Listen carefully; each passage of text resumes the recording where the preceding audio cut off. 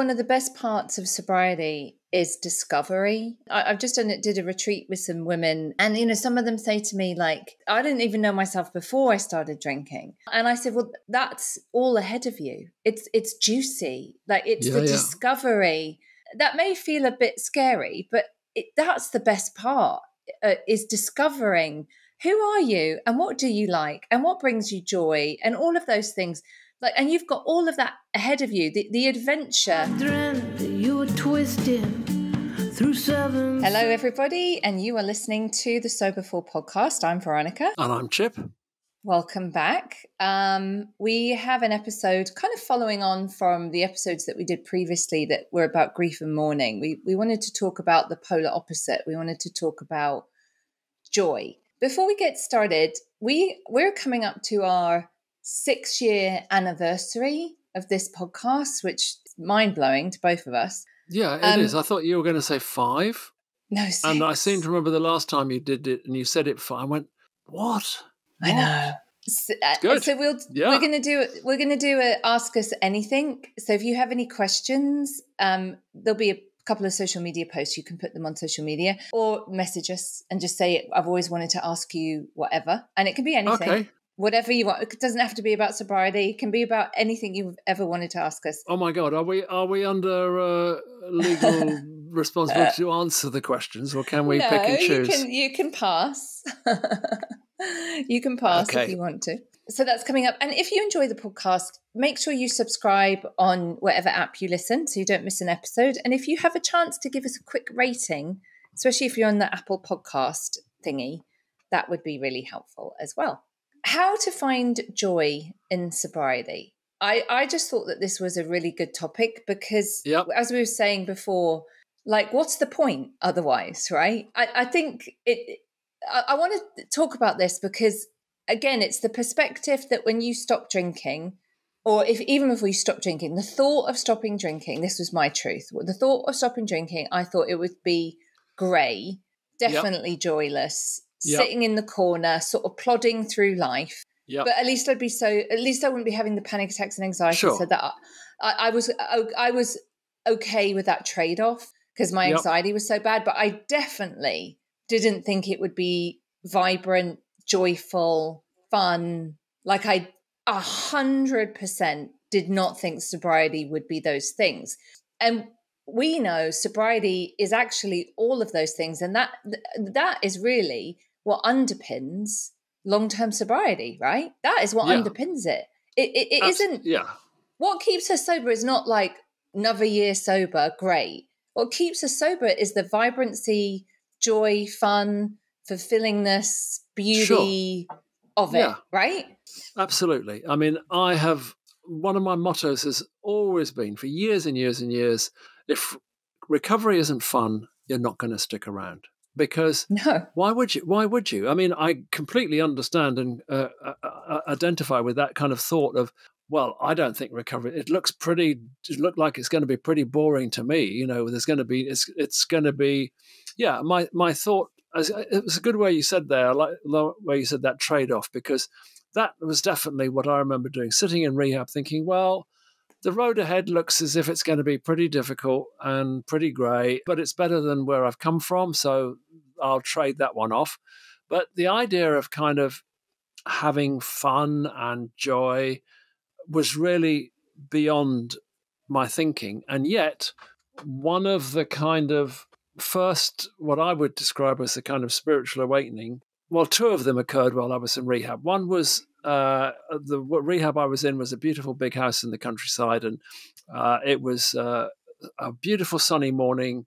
I remember going out onto this balcony terrace or whatever thing it was, and I remember really noticing for the first time how beautiful everything looked, how trees looked lovely, the grass looked and I remember thinking, oh my God, this is a beautiful thing, really joyous.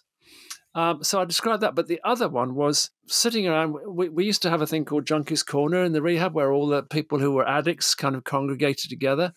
And I remember there were about 6 of us there. Somebody said something really funny and we all spontaneously laughed together. And I remember it was I remember it so well. It was such a joyous feeling, just happiness, and just, that which was something that was completely absent from my life when I was drinking and using. It's like you didn't sit around waiting for drugs and have a good laugh at things. You just didn't do that. I was very good at laughing at people, but laughing with people, or even on my own laughing about something, was really not part of my agenda at all. And it was really lovely to discover only 2 little tiny incidents, but that there was something to be joyous about. It didn't completely change my mind that recovery was going to be great. That took a bit longer. But I think the thing that's kept me coming back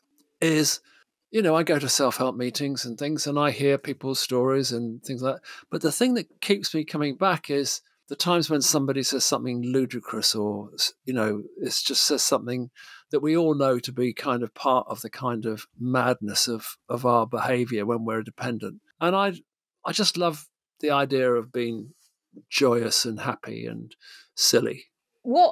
So I remember when we working in rehab, is it would be something that clients comment on frequently. And I also hear it, in early sobriety circles, people comment like on that situation where they just fell about laughing about something, and how different it was to when they did, kind of laughed and all that kind of stuff when they were drinking. And it's, you don't realize that there was an absence of this in your life. You kind of almost get used to it.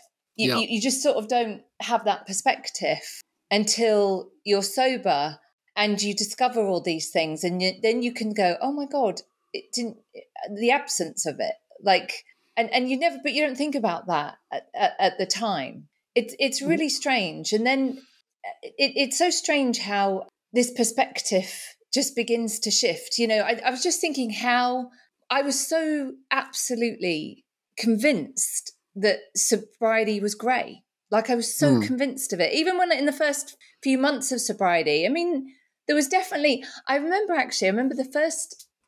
being 30 days sober, and I lived in Key West in Florida. And one of the things, again, I had a lot of time, and I'd started rollerblading, and there was this whole route that I would rollerblade. I'm going to just tell you, it's Key West. I used to rollerblade around the island, around the ocean side. It was gorgeous. Yeah. It felt great, and it would take a couple of hours, and I'd come back and I'd be really, that feeling of physical exertion. And I remember doing it about 30. I remember being about 30 days sober and just coming back and feeling incredible, like going, my God, I feel incredible. All the endorphins, all the serotonin. Yeah. I was 27, and I thought to myself, oh my God, this is how normal people feel all the time. Because I, would kind of maybe sometimes rollerblade when I was drinking, but I was mostly hungover and tired. So once in a blue moon kind of thing. And I kind of I had this mass realization that you could feel like this. Like regular people feel like this most days. You just need to exercise a bit and not be hungover. And I was like, bloody, I feel like I found the secret to life. Exercise a bit and don't be hungover. That's all it is. Yeah. Simple formula. I couldn't believe how great I felt. I just couldn't believe it. And I realized it was joy, just the sheer joy of being alive. And so I think there's a lot about joy is about what's essential to it is being in the moment, being fully connected to the moment. And I think when you drink and use drugs, you're the opposite of, you're disconnected, and you're most definitely not in the moment. Even you're either regretting yesterday, thinking about what's going to happen next, or when you are wasted, you're just disconnected, so you can't be in the moment, right? Alcohol prevented me from being in the moment. And I feel like joy, there's something essential about it. You have to be in the moment is what makes it joyful. Do you think? Sure. I do. I think, and as you were talking, then I was thinking that actually, when I first came to London, I left school. I was 17 and hit London in the 60s, and it's not.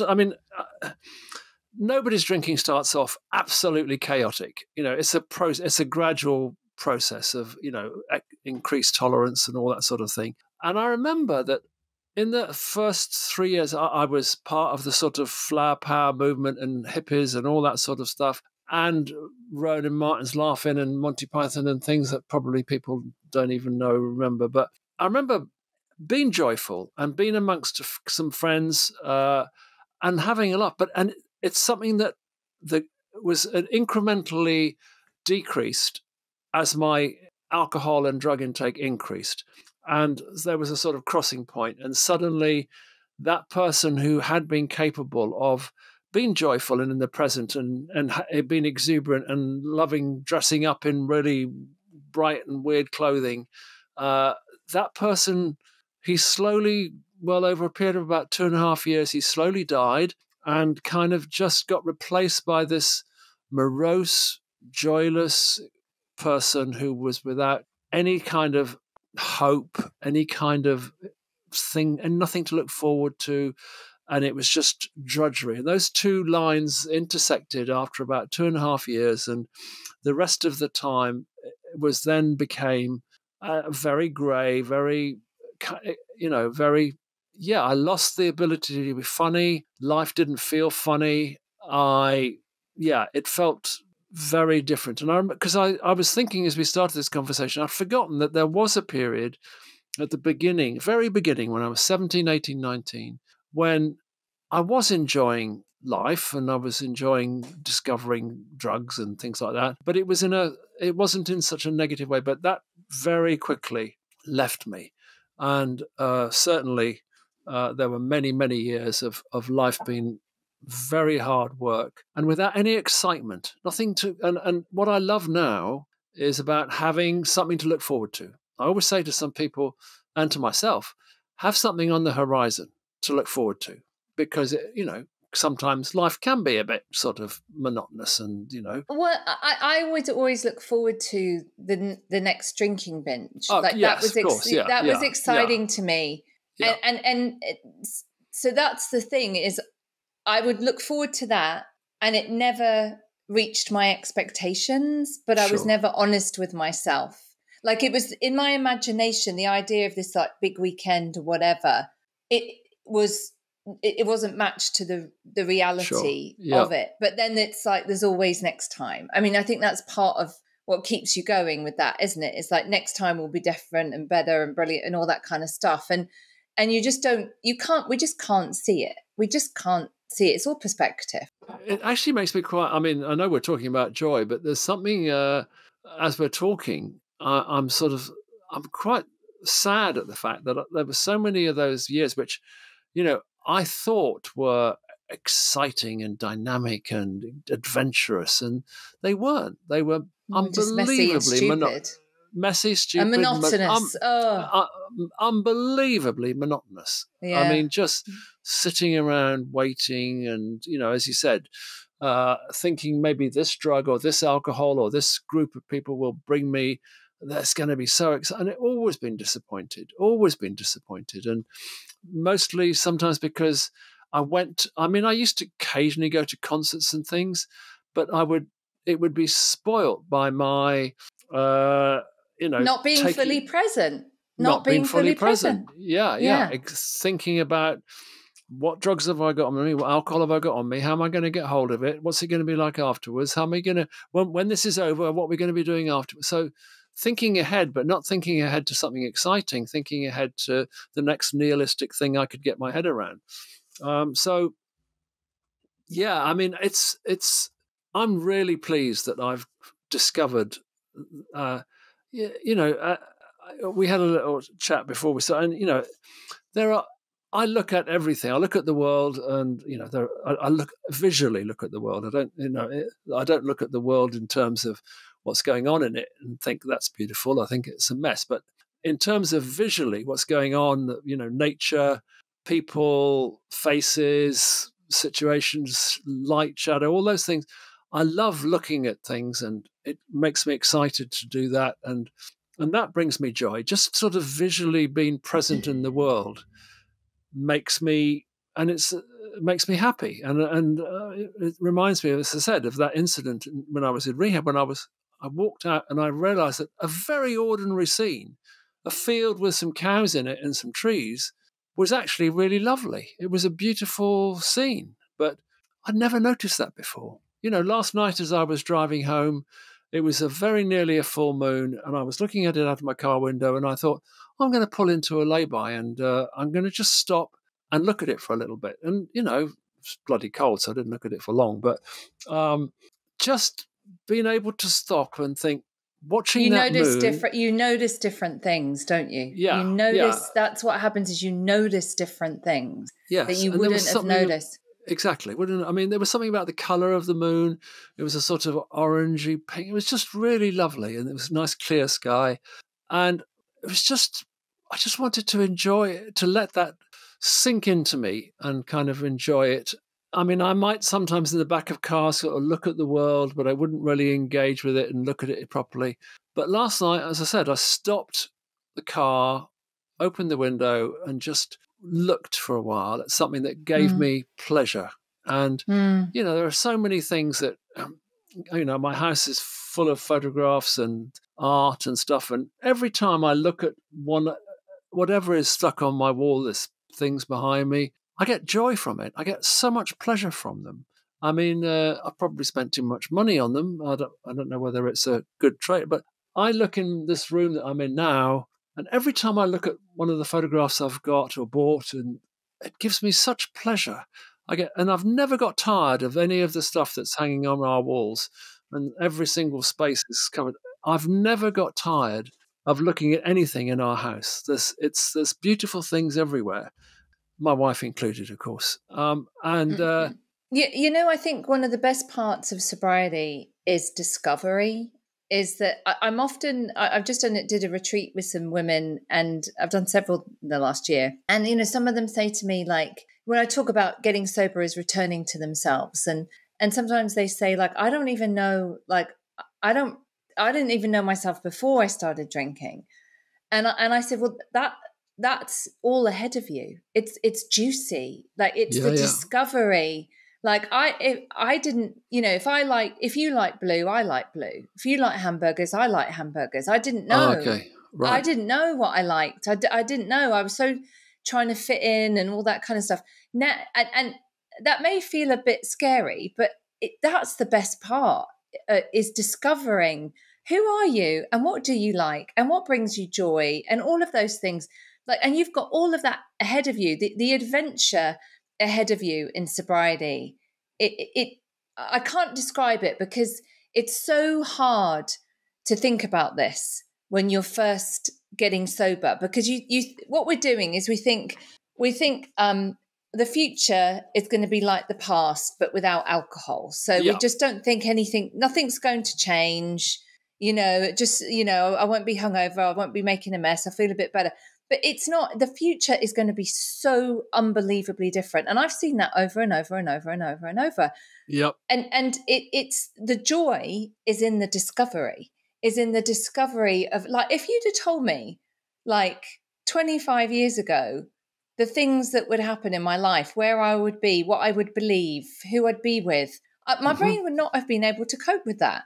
And I'm sure the same for you. We just can't. Completely, yeah. We just can't. And it changes the longer you go in sobriety, right? The more, aging, what was joyful to me in my 20s is different now. But I think the joy, it's about being fully present. It's about being fully, whether you want to stop the car and look at the moon, or whether you want to go rollerblading or whatever it is, it's that you don't miss your life. And there's joy in unexpected things, and you don't miss them. Sure. And especially as a parent, that's a big one, because there's so much joy in being a parent that you just don't want to miss. Yeah, no, exactly. I spent the Saturday with my son, and Saturday afternoon, and we just sat and chatted and ate cheese, and I don't know why I have to tell you what we ate, but it was just a really easy afternoon. But I'm exactly like you. People used to come into my rehab, not my rehab, but the rehab I was in, and go, "Oh, life's going to be great. You've no idea." And I'm thinking, really, I don't think so. I was very, because I'd had no experience of sort of things coming true or things working out, I had no faith at all that what these people said was going to actually happen to me. And I'd be thinking, well, yes, all right for you, but it's not going to happen to me, And people would say, oh, I used to feel like that, but not any longer. And I go,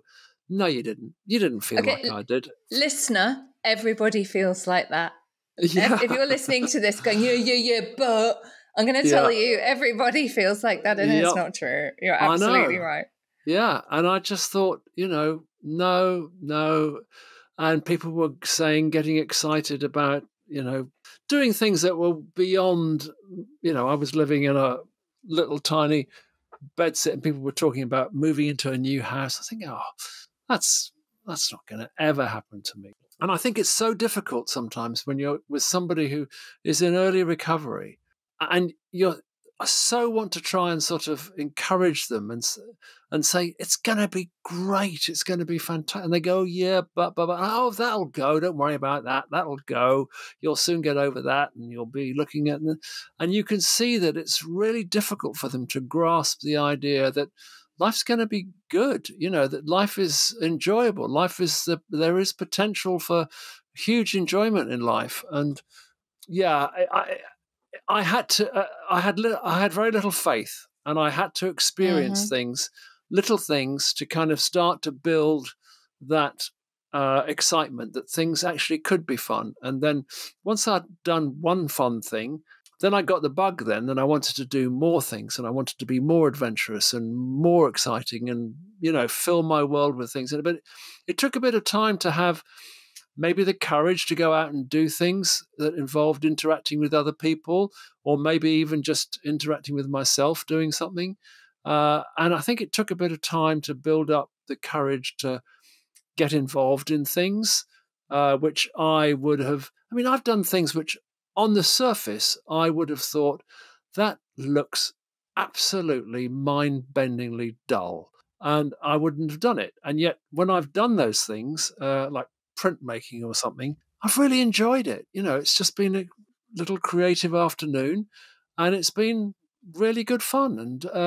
And what is that thing that they say? It's contempt prior to investigation. And there were things that I was constantly saying, oh, that won't be fun. That'll be no good.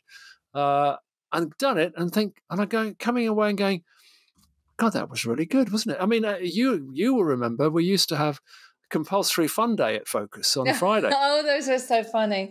And we'd go off and do things, and they'd go, oh, what is it today? And we go, we're going to go 10-pin bowling. And they go, bloody hell, they'd all be self-conscious. And every time, whatever we did, we'd do a different activity every week. It might have been going for a walk. It might have been going to pottery or something. I don't know. But whatever it was, every time people came back and went, well, actually, it was a lot more fun than I thought it was going to be, And so hopefully they all left rehab with a little bit of knowledge that, there are things that you can do out there that, despite what you think, can be joyful. And, oh, my God, I know I've said this at the beginning of the podcast about, the fact that if you're not enjoying your recovery, you're not going to stick around. No, you're not. Like, you might as well. What's the point? And I think the secret to it is pay attention. Just look around and pay attention. We all have the capacity to find joy in our daily lives, but just by noticing the moon or whatever it is, paying attention. I remember. So I remember the fun afternoons because I used to have to do them. Yeah. And I always used to have to do bowling, and I hate bowling. And they were exactly that. Lots of, I don't want to do it. And then afterwards, like the atmosphere in, like, if we went in the minivan or whatever, was like so upbeat and laughing. Like people go, oh, I don't want to do it. It's going to help me keep sober. Yeah. And then the opposite, 3 hours later, everyone's like just laughing and silly. Oh, and no. I remember when they used to do art therapy as well. Yeah. And you'd always I always tell this story. It's like, I remember a couple like sort of businessmen kind of like colouring. So like for children, like just really kind of this, like, oh, for God's sake. Yeah. And then at the end of the day, like, I need 5 more minutes. I haven't, like, they really get into whatever the art project was that they were doing. And it's there's something about the shifting of our perception, the being fully connected to the moment that we are in. That's the gift of joy. And you're 100% right. If this is the reason, this is the fundamental underpinnings of anyone who's been sober a long time, is that they have found joy and fun and fulfillment. And that's what shrinks the lure of substances, right? Yes, That's what it just shrunk it for me, because more and more and more, especially when I was in my 20s, I just would see, I could have the contrast. I'd go out dancing, go out to a gig, go out to a club, and just see, like, this is more fun. It was less fun.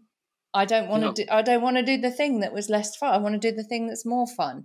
I want to say it's so important. If you're listening to this and you don't feel like there's much joy in your life, make it your mission, make it your project to just try new things or do new things, or just pay attention to what's around you, and look for it. It will be somewhere. Yeah, I mean, and obviously we're not saying that, if you get into sobriety, everything's going to be fine, because of course it isn't. Life is difficult at times, and it will, as we've talked about in the previous podcast, it throws up difficult things. But life has its challenges. Life has its challenges, but at the same time, the one thing that we knew that before we came into sobriety. We knew that life had its challenges, and we knew that life could be difficult. But the one thing I didn't know was that it could also, alongside it or at the same time, be joyful, funny, silly, stupid, whatever, just frivolous. And I can't think of many days. I can think of 3 or 4, but I can't think of many days in all my recovery when I haven't had a laugh at some point during the day, when I haven't laughed at maybe something I've done stupid, or something somebody's done, or something somebody said. There's always, it's not just about laughing, but it's about being, I get joy every time I wake up in the morning. Every time I wake up, because I've not died in my sleep. Trust me, I'm joyful. I am joyful. I've got another day on earth. I'm very happy. So I never wake up in a bad mood. I always wake up and think, oh my God, I've got another day. I've got another day of adventure and something, and whatever it's going to be. But I love waking up, and it brings me joy. Whereas completely opposed to when I was drinking and using, when I woke up, it was like, oh no, I've got another day of drudgery and monotony. And that's completely changed that now. And I don't know what the rest of the day is going to hold for me, but I do know that I get enormous joy waking up in the morning, and I suppose I get joy going to bed at night as well.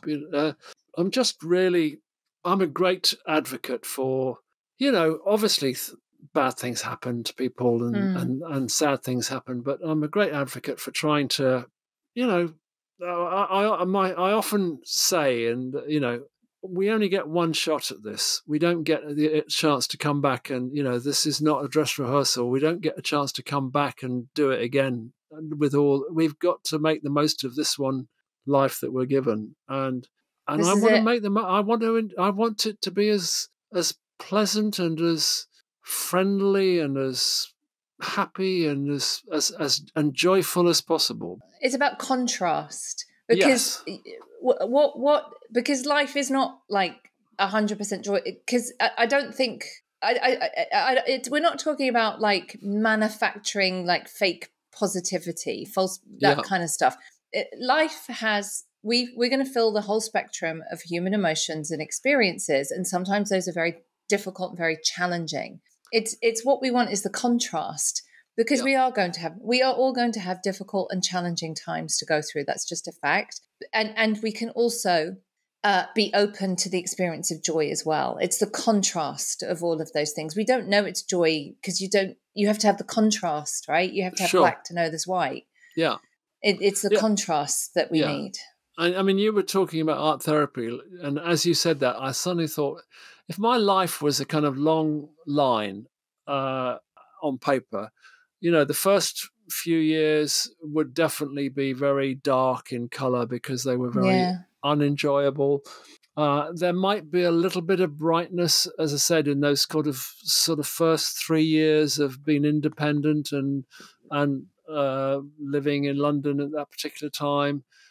But then it would very quickly get dark again, and it would be kind of almost a solid black line for a great chunk of my life. And then once I got into sobriety, there'd be maybe a little bit grey to begin with, but there'd be little flecks of colour. Sort of, it'd be eventually a little bit Technicolor. Exactly, a Technicolor bloody rainbow. Yeah, and actually, it's now very colourful with little specks of dark occasionally, but that's the complete contrast to grey with little tiny specks of light, of brightness sometimes. Which, there's no doubt about it. I've really, I've took my car to get washed today, and I got joy from that. I got joy from kind of seeing my car shining. You get on well with my husband. We always joke that my husband's favourite thing to do, favourite activity is cleaning the car. Nothing makes him happier. It's like his favourite thing. Heidi and Heidi's car is an absolute tip. It is. I don't even like going in it. It's so dirty and muddy, and it's sort of very typical Heidi. It's covered in outdoor stuff. There's chainsaws and all kinds of things just thrown in the back, and there's mud everywhere. And, to sit down, you've got to clear 3 dead partridges off the thing, whatever it is. I don't know, but so different to my car, which is, as you said, probably like your husband's, pristine. And I wonder if that's is that a I don't know. Is that a gender thing? My car, I've got no idea. My car isn't like that, but I do. It's definitely not as pristine because I'm busy and I've got other priorities. Yeah, Heidi doesn't give a shit what her car looks like. I think once I cleaned it as a surprise to her, and she went, "You've bloody cleaned my car." I went, "Yeah," and she went, "What'd you do that for? It was all right. There was nothing wrong with it." And I was, she wasn't at all happy that I'd made it all shiny and black. She wanted it dirty and muddy. She likes it. She's kind of, she's very proud of how grubby she's actually proud of how grubby her car is.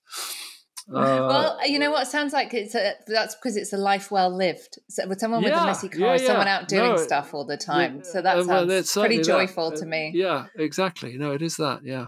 Yeah. So we would like to know what you are finding joyful in sobriety. When you see this post, put it in the comments below. What are you finding? What is bringing you joy that you never would have discovered or never would have thought that could bring you joy? Yeah. We would love to hear back from you. Yeah. And I think that's it for today. Yeah. Fantastic. Be happy. Thanks. This podcast brings us lots of joy. We can't believe how many people it's reached. It does. Yeah, it does. All right, everybody, take care, and we'll see you next time. Take care. Bye-bye.